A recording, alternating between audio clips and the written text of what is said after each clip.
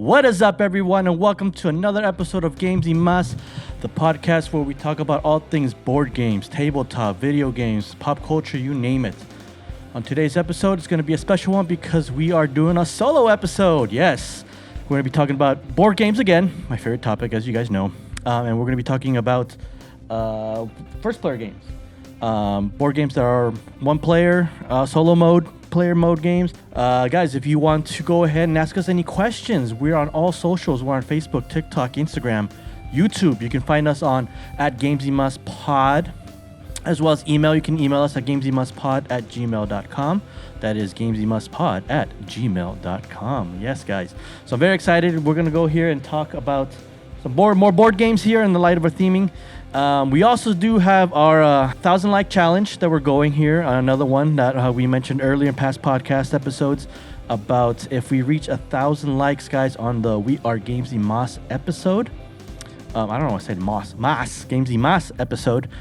We will do a Taylor Swift episode if we reach the 1,000 like mark on that We Are Gamesymas episode. So go ahead and click like on that episode, subscribe, and we will go ahead and do that episode again. So, with all that being said, pull up a chair, guys, grab some dice y acompáñame a jugar. Hey, you. Yeah, you. That's listening. You sitting down? You have a beverage next to you? Maybe a blanket to snuggle up on the weather, depending on where you're listening to. It's just you and me today, guys, and very excited. We're going to be talking about board games. Welcome again so much for tuning in here for this episode. Thank you guys so much for the support, for the likes, the subscribers. I've been enjoying seeing all that and communicating with you guys and interacting with you guys. And it's been such a fun time to do that. But yes, as we said in the beginning, we're talking about board games. If you guys can see over here. For those of you who are watching, we got my board game selection set up here as well. But before we do that, no, it's not the icebreaker questions, but we do have to talk about a topic here. It's probably been in the news, depending on when you listen to this podcast. It's been either old news or new news. But we do want to talk about the passing of Akira Toriyama. Sorry if I butchered that name. Akira Toriyama was the creator of one of my most beloved, and for many of you guys as well, most beloved anime that got you into anime, Dragon Ball series. Everyone that's either heard of anime or manga probably knows those famous words, Dragon Ball. Even those that don't watch, aren't weebs, don't read manga, you have heard of Dragon Ball, and we're deeply here at Gamesymaspod. We are saddened about the passing of Akira.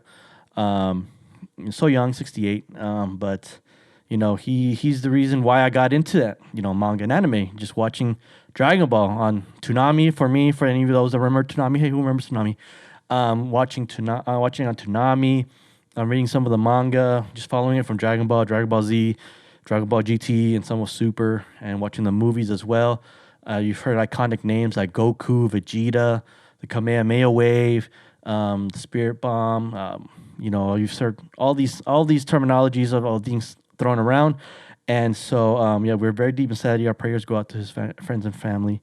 And Akira, thank you so much for giving us such a legendary anime that just is worldwide known. It's super worldwide known, and we're very sad about that. But thank you again so much. So RIP to the legend, Akira. Thank you guys so much. So. That was a little sadness here, some of the sadness news here that I want to give you guys. But let's move over to some lighter topics here. When we think about board games, we think, just playing with friends, 4 to 5, 2 to 3, 4 to 5 player games, having fun. You've never heard, most of you guys maybe have not heard of a solo board game that are into the board game universe. Maybe you guys, you probably thinking, imagine thinking of playing Monopoly by yourself. It's hard. You never heard of it. But there are those games that are out there. I'm mostly reaching out to the audience here for this episode of those are into more heavier board gaming games that you guys like to play, more of the intermediate hardcore board gamers that like to submerge yourself into the worlds and lore of these board games that we play. If you like to immerse yourself into the world of Twilight Imperium or Betrayal on House on the Honey Hill, or one of some of these games up here that we have on display, the Call to Adventure or the Game of Thrones board game. the Mage Knight, all those type of board games that you like to dive yourself into the lore, maybe I might be reaching out to you. Maybe some of these games that you've never heard of that are solo mode might. I think these will be very beneficial to you playing. You enjoy it. As for me personally, when I play solo games, I like to like immerse myself into this world of what I'm playing. What's my objective? What am I doing? Why? What's going on? You know, and kind of like building like a movie. In my mind, I build like a movie narrative of like, okay, I imagine myself doing this, and I know a couple of you guys could relate to that as well. For you guys that are listening, that are beginner board games, that have just barely played some board games, I encourage you to check out some of these board games as well. Some of these games are good introductory games to get into the world of board games, as well as maybe those of you that are listening that are kind of having a hard time finding people to play board games with, or also like having a hard time explaining board games right off the bat. Some of these solo mode board games that I'm going to talk about are good games to like kind of get the mechanics down, kind of get the feel of how the game plays. So that way, when you bring it to the table to your friends, you can easily go ahead and talk about these board games. And a bit easier to explain the rules and how the gameplay mechanics played because you've already played it before by yourself, figuring out the mechanics, figuring out how it plays out. And so, we'll go ahead and with that. Some of these games I'm going to be talking about are games that I have personally owned. I know there's a whole world full of solo board games that are out there that I've not played. If you have any suggestions, please leave them in the comments below. I'd love to play some of these board games. These are the ones that I just personally own, that I've played, that I've really enjoyed. And there's even some that I have on my shelf that I have that are solo mode that I haven't gotten a chance to play, that I might do some honorary mentions that I would eventually like to get to. But as is with playing a board game and explaining the rules to friends, you also have to kind of explain the rules to yourself and read the rule sheet and the booklets and figure out how it goes. And a little disclaimer: if you guys hear some meowing in the background, that's my cats. I had to put them away. Not put them away. They're not toys. I had to put them in the room because they are just meowing like crazy and just want to get all the attention they're going to be up in here, guys. So with all that being said and everything getting out of the way, let's go ahead and dive into some of these board games, guys, that I'm very excited about. I'll give you some on my list, and then I'll give you one of my top one favorites. You can probably tell if you're watching which one. It kind of sticks out of here on the top. But when it comes to solo board gaming, main objective, I feel like for most of these board games, and in fact, it is part for all these board games, is you are versing an AI or you're going against the board. The game is trying to go against you, and you're trying to fight it. And so there's a bunch of types of these games that I enjoy playing. We'll go with the bulkier ones, guys. Nemesis is a fun game. Have you heard it in our previous episodes with Scott and Omar? We've talked about how Scott's favorite board game is Nemesis, how he's enjoyed it. It's more like think of Alien. You're stuck in a ship with this alien, or they're called the Nemesis. Nemesis is the name of the ship. These creatures. I forgot the name that they call them in the board game, but it's been a while since I played. But they have a solo mode on that one, guys, that you can play as part of the crew members. I believe you get 2 or 3 crew members, and you now have to figure out what's going on in this game. You have to figure out what is happening and escape the creatures, the intruders. They're called intruders. There you go. Escape the intruders that are on your ship and make sure you make it out alive. And so the beauty about solo mode is it changes the mechanics a little bit of the game, so it works well with if it's just you instead of waiting on turns. Another thing, you'll have it's called AI, where it's like a set deck maybe for the opponents or the board games, and they take their turn. They fight. You see what they do, and then you have to react to that, and you have to go and play that. And Nemesis is a fun one to do that. Another good one is Lord of the Rings: Journeys of Middle Earth. If you're like me who loves Lord of the Rings, oh man, I love that franchise. That's, to me personally, the best trilogy ever made. You can argue with me all you want, but I believe that's the best trilogy. Sorry, guys, but I love that. I love that trilogy. And if you like to dive deep into the lore of Lord of the Rings, the Lord of the Rings: Journeys of Middle Earth is a fun game. It's a very hard game to play, and I would say the complexity of that game is.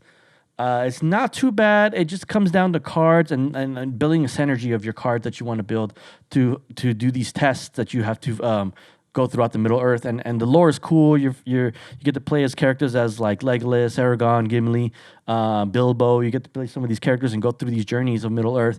And it's fun because the game runs on an app that guides you through the whole game, kind of like its own DM, almost like Gloomhaven a bit.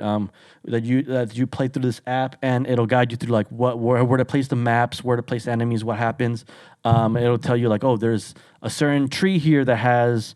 You notice that there's some leaves falling from it quite rapidly. You want to investigate, and if you investigate, you have to do certain checks, and then you succeed based on the number of cards you're using. Again, you're basing off cards.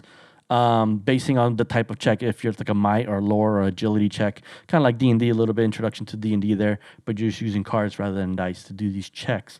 Fun game. I love playing with the sad boys with that one. We've played it once. It was very hard. I think we didn't pass the first mission. We ended up losing. Well, actually, I think we had to cut it short because Omar had to leave. It was getting late. It was pretty late. It was like midnight by the time we were like halfway through the game. And so it's a fun game. I recommend it. It's a bit pricier. Same with Nemesis. It's a bit pricier. That's why I'm putting them kind of on the bottom of like price range. I'm trying to like gauge a like price range also and affordability, but also like fun and complexity. I don't know. That's how my mind is working right now, guys. Sorry. As again, solo episode. I don't even have Lydia here. She's not manning the cameras. It's just me, guys. So we're really alone. So it's just you and I. Next game is Call to Adventure. This game, oh man, I love this game. Call to Adventure is, again, you can play 1 to 4 players. Again, I used to play this a lot. It's been a while. But that's a game where you're literally creating your hero and creating a backstory and building all these points and going through these trials. And it's so much fun playing this game because if you're really into like lore building and immersing yourself into a world, this is a fun game because you are creating that world for your hero. You're creating your own aspects of like your traits, your weaknesses, some obstacles you've had to overcome. You're literally guiding through, you're building your character, and you're going through this adventure. And in solo mode, you are versing your nemesis, as he's called, or your rival, and your rival's doing other things and stuff like that. And it's a very fun game to just immerse yourself. I really recommend it for you guys that are also wanting to get into some deep lore games and figure out, what is your character going to be fleshed out? How you fleshing out your character? It kind of reminds me of like Fable. Like it's like a Fable game, but in a card game, card game. And you're just building a hero in that, and weaknesses. And at the end, you find out if you did how much of your destiny you did and stuff like that. It's been a while. I might have gotten some of the details wrong, but you guys can correct me if you want. Fun game. Next one we have up here is Marvel Champions, the card game. Now, guys, if you like Dark Souls, Elden Ring, those games that just like punish you, but you like it because you're weird like that, and you just want to keep going to just get punished some more. Check out these LCG games, these living card games. For those what is LCG? Living card games are games that usually are owned by like Fantasy Flight, some other companies, where they're always coming out with more packs that you can buy to add on to your game, to add on to more campaigns. But Marvel Champions. Man, if you play that by yourself, it's fun. If you love Marvel, I love Marvel, and it has all these. You can be all these heroes and you're versing villains, but these villains have plots, and there's a campaign going on as well. So you have to stop you have to thwart their plans, but you also have to verse sub villains, mini villains to get to the main villain. It's a very fun game, but it will punish you. It will punish you greatly when you're playing these games because it is very hard. I think these games aren't meant to be played for one player. They say one player, and you can play for one player, but you need help. You need other heroes to help you out here in this fight because if you're playing by yourself, it could get tough. Now that you can't do it, you just got to think really hard about these card games and just figure out what's your next step, what's your next plan. And also sometimes these games come also to like the luck of the draw or the luck of the dice roll of these types of these games, and so you kind of have to like the game's based on what card you draw and how do you adapt to that card that was drawn. And Marvel Champions is a fun one that's it's very punishing. Yeah, I played it. I barely beat one of the scenarios. There's a couple more scenarios, but this game has a bunch of expansions, a bunch of packs, a bunch of heroes that you can buy. It is a game that will get pretty pricey along the way.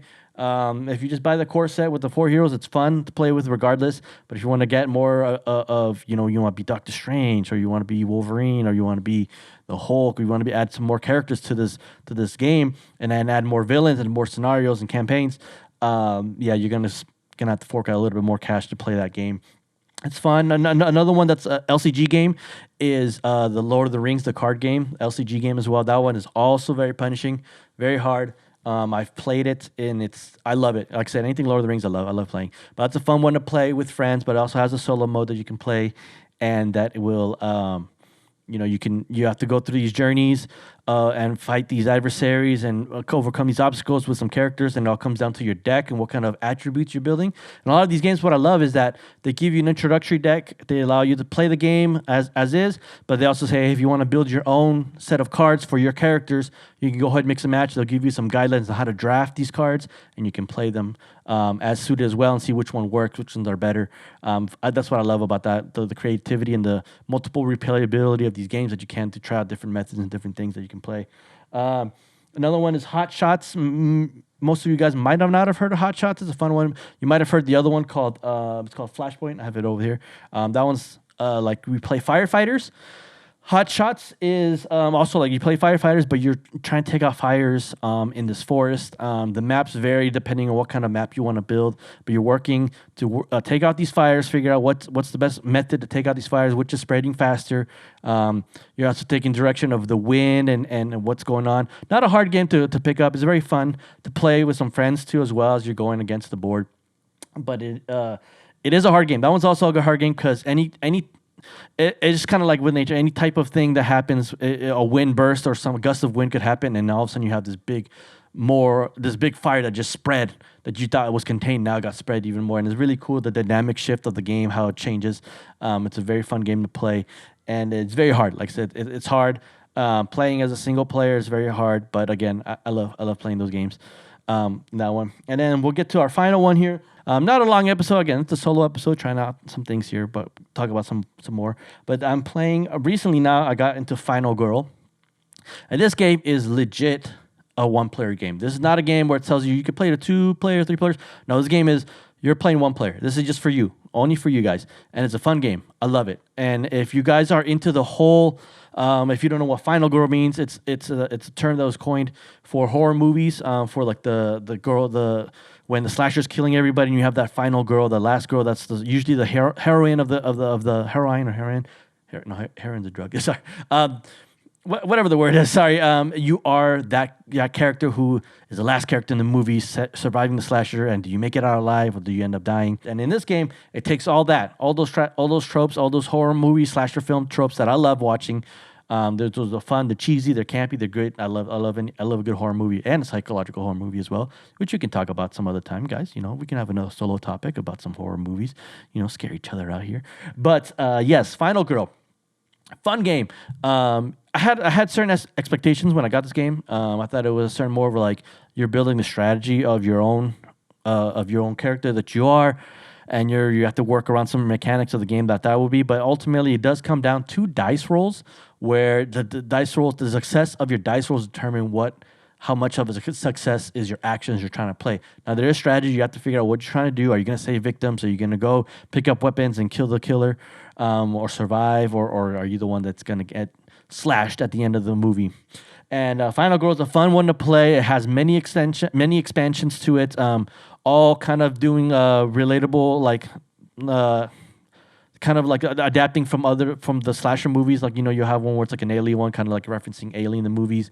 The one I have, the starter set, is called Hans the Butcher at the Camp Happy Lake or Camp Happy something Lake, but it's just Friday the 13th kind of skinned differently, where Hans the Butcher plays Jason is hunting after you, but you also have all the other people, all the camp members in the camp. You have to go and rescue and do a lot of that. But what I love about this game is they encourage switching, mixing, and matching your expansions. So if you want to have the alien all of a sudden be in this camp, now the alien is going around. Yeah, that one's so much fun, guys. I recommend that, guys. Again, if you're like me, playing solo games is a fun way to learn how to play a board game that you want to choose to other friends, or also if you just don't have the time to maybe meet up with friends, or some of your friends that you like to play board games with are not into board gaming as much. They just think of Clue and Monopoly and think that's it, and anything else that goes beyond that realm, they just lose you when you try to read the rules to them or try to explain some certain games. This is a good alternative, I believe, to play some fun board games. If you're a diehard board gamer, I don't think I'm a diehard board gamer, but like I'm a pretty up there board gamer that's willing to try any board game, really, to play any board game. This is a fun alternative. I love, setting it up by myself and just kind of diving myself into this world. I relate it to like those of you that are readers.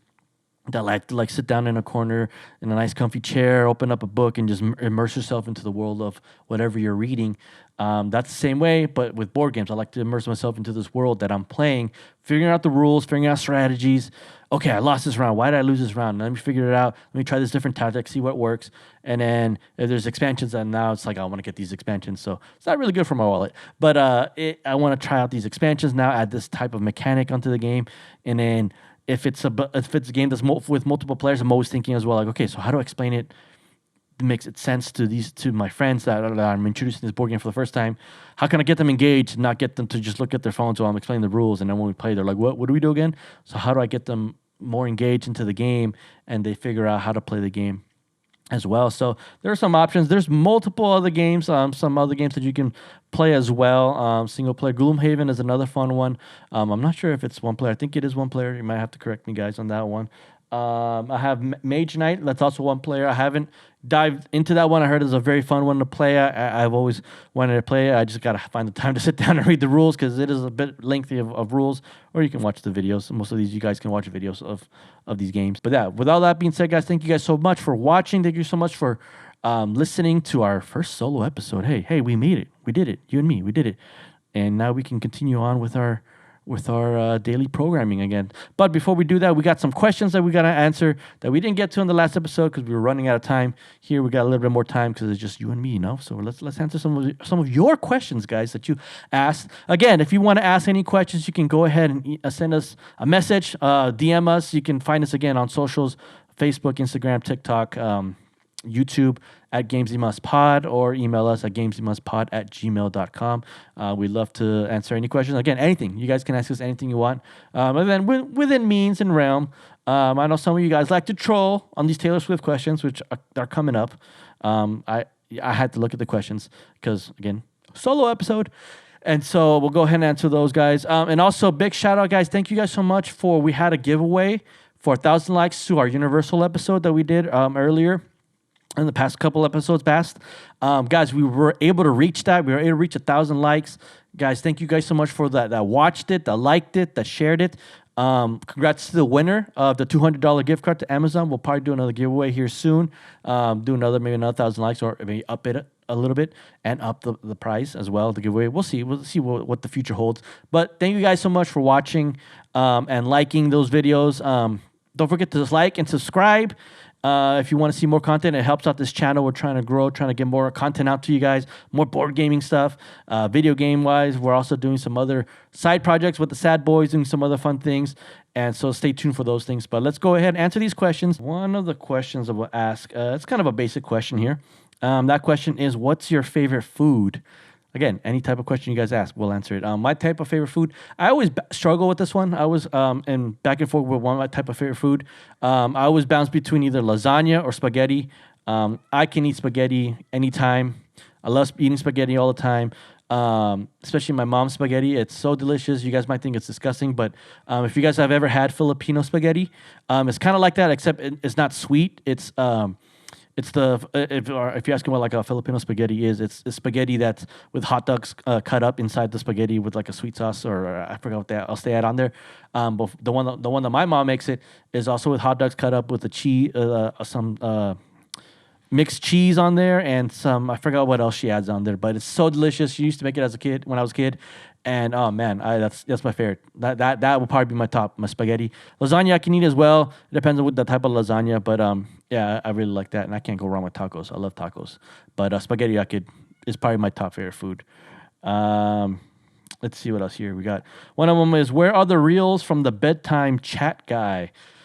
If you guys are asking who's the bedtime chat guy, go ahead and check out our episode that we did with Thomas Hagena. He's a voice actor. He's been in a couple games, Mortal Shell. He's in Brawl Stars. One of the voices from Brawl Stars, Leon, and a couple of the games he's been into. But he has a project called Bedtime Chat, which is really cool. If you want to know more about that, check out that episode. We'll leave a link on the description for that past episode.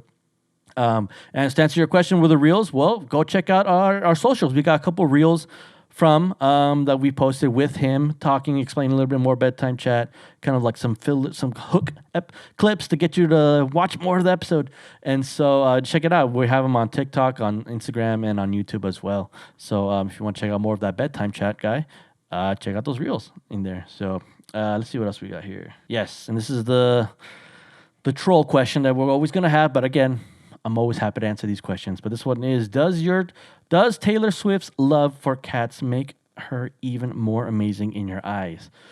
Wow, the fact that that Yardy's saying that she's amazing in my eyes is completely wrong, guys.